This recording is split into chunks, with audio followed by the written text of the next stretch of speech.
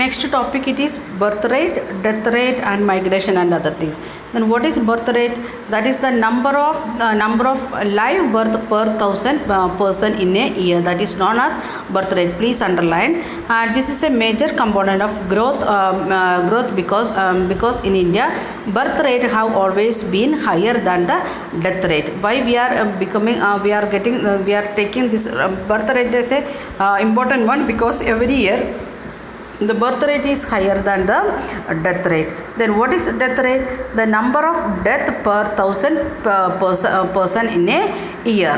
The main cause of the rate of the growth of Indian population has been rapid decline in the death rate also. We can see very high birth rate in India as well as very less death rate in India. That's why the population in India it is increasing. Until 1980, high birth rate and declining death rate led to large difference between the birth rate and death rate, resulting in a high rate of population growth. 1980 is what happened, that we have seen that the change of that 2 years means more than 100. Why it is? Because the birth rate it is increasing and death rate it is decreasing. Since 1981, birth rate has also started declining gradually because government taken some of the initiative to reduce the birth rate. Central government, when there was once upon a time, they was making the sterilization process when those who are joining in the central government job, like that some policies was there from, and there was many slogans like that, we are one, so we should have one, and some other slogans, we are two, so we should have two like children, like that some slogans given. So that impact we can see from 1981, that's why the birth rate it is started to decline and resulting in a gradual decline in the rate of population growth also. We can see, that's why we can see the population rate it is little bit started to decrease. Then the third component of the population growth is migration. We are going to face a bad effect of migration in coming years. Reason also I will explain. First, let us see what is migration. Migration is a movement of people across a region and territories, and people from Tamil Nadu we are moving to Maharashtra, from Kerala we are moving to Delhi. This all comes under migration, means movement of the people from one region to another region. Then migration can be internal within the country and international, going to outside. From Tamil Nadu we know many people we are going to Delhi and Mumbai for work, that is internal. Then we are going to Saudi Arabia or like that Gulf countries or even to European continent, that is international. Then internal migration does not change the size of the population but influence the distribution of the population within the nation. When we are making the internal migration from one state to another state, from village to town, it won't affect the total number of population, but it will affect the distribution of the population or density of the population. Then migration plays a very significant role in changing of the composition and the distribution of population. At the same time, it is making changes in the composition of the population and distribution of the population. We know nowadays the cities are overpopulated. So now we are facing that problem because this corona is affecting the big cities, Mumbai, Chennai, Calcutta, like that city, Delhi, because the number of people it very highly dense population, as well as slums and like that areas were not that much hygienic, or there is no enough space to live like that to keep the social distancing. Okay, in India most migration have been from rural to urban area because of the push factor of the rural areas, because there is no enough water for agriculture, or the agriculture product is not getting a basic amount. That's why what the rural people they are doing, they are coming to the urban area in search of work. These are the adverse condition of the poverty and unemployment in the rural areas and the pull of the city in terms of increased employment opportunities and better living conditions. We know we are on the our school students. If we are taking the history of our parents, we can see our parents also migrated from the rural area to Karur town in search of maybe education of the children or better health facilities or better employment like that, or to start the factory like that. Different reasons are there. So we can see the people, they are coming from the pushing from the rural area. There is no enough employment and livelihood. That's why they are getting pushed out from the village and they are getting pulled to the cities because of the employment opportunities and better living conditions. Migration is an important determinant of the population change, and it changes not only the population size but also the population composition of the urban and rural population in terms of age, sex composition. We can see the migration, it is making changes in the composition, especially in the age as well as the sex composition. In India, rural and urban migration has resulted in a steady increase in the percentage of the population in the cities and towns, and the urban population has increased 17.29% the total population in 1951 to 31.80% in 2011. There has been a significant increase in the number of million plus cities from 35 to 53 just to one decade, that is 2011 to 2021. We can see the people in which cities having million plus, means 1 million minimum population, like that cities it was 35 up to 2001, but when it is reached to 2011 it is reached to 53, means 20 big cities developed within 10 years.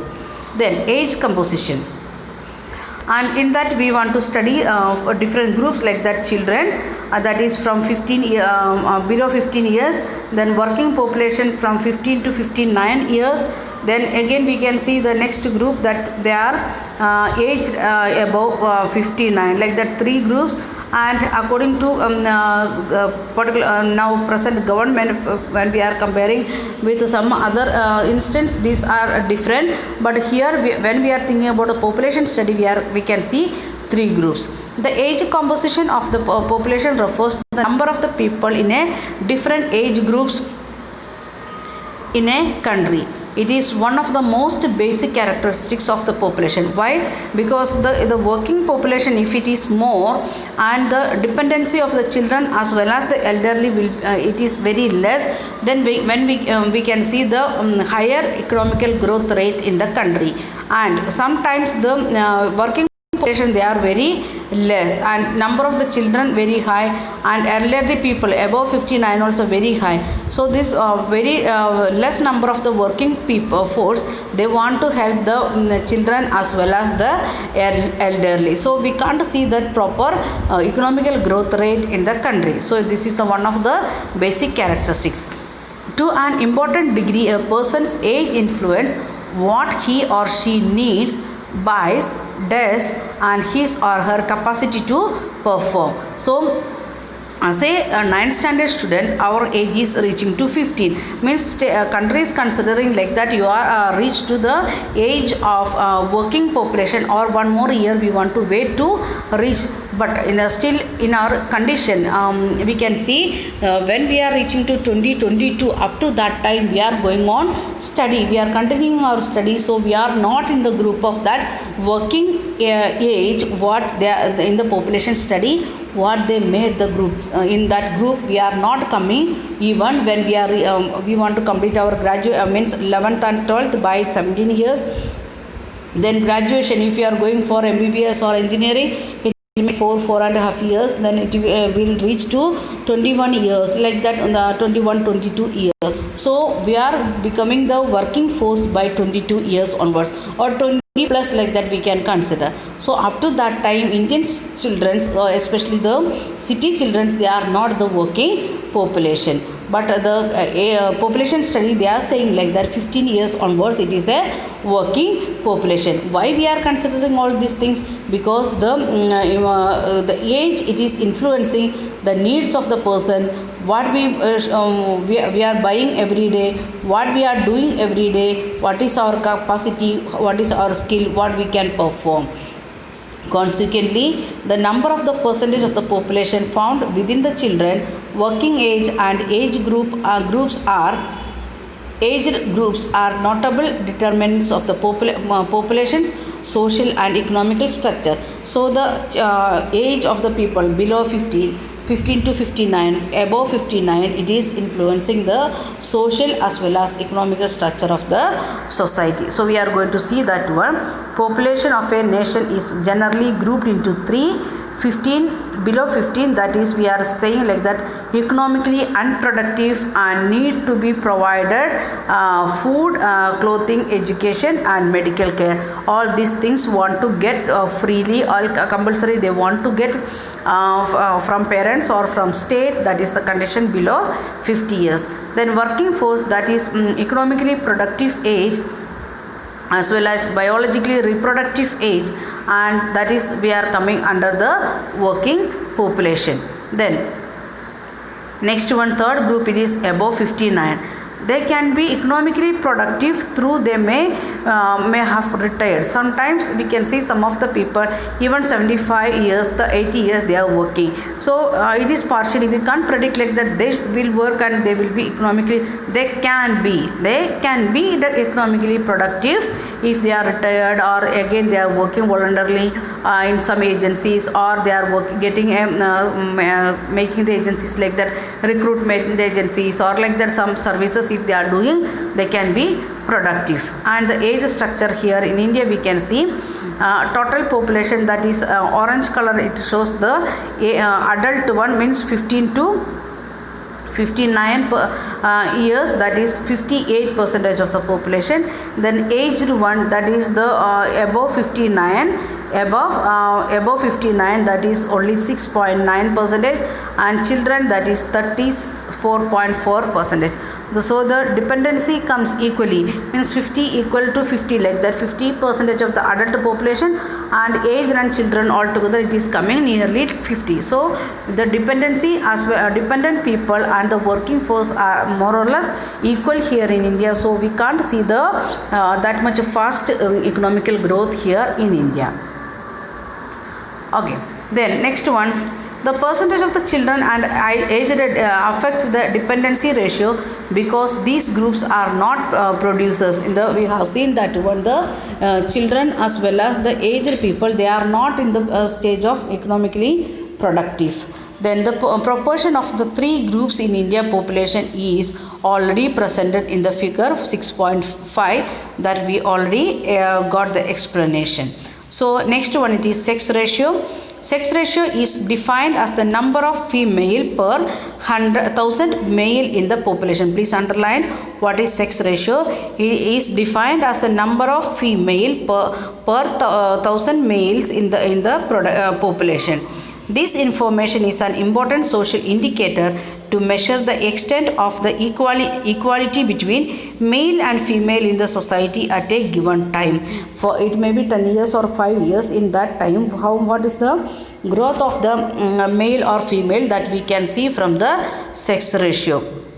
Then sex ratio in the country has always remained unfavorable to female. When we are thinking about Indian condition, that is unfavorable to female. And why it is like that? It may be so many reasons are there, traditional reasons like that, many reasons are there, and we can see it is given in the 6.2, that is table, and in Indian sex ratio of 1951 to 2011 it is given, and sex ratio of female number it is given for 1000 male number, that is in 1951 it was 946 female members, then 1961 941, and it is present 2011, that is 943 female for 1000 male, means sex ratio equal 1000 equal to 943.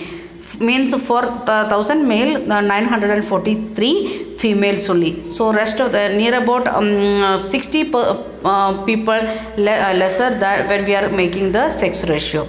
Then Kerala has a sex ratio of 1084 female per 1000 males. Pondicherry has 1083 female for every 1000 male, while Delhi has 866 male per 1000 female per 1000 male, and Haryana is just 877 female for 1000 male. Which states having the highest sex ratio? Means the ladies number is higher and the males number is less. As the same time where it is very less female number and male number, that also 4 states name it is given. So what is our activity? That is, we want to find out the reasons for such variation. So we are stopping here and we will continue next day. Thank you. Have a nice day.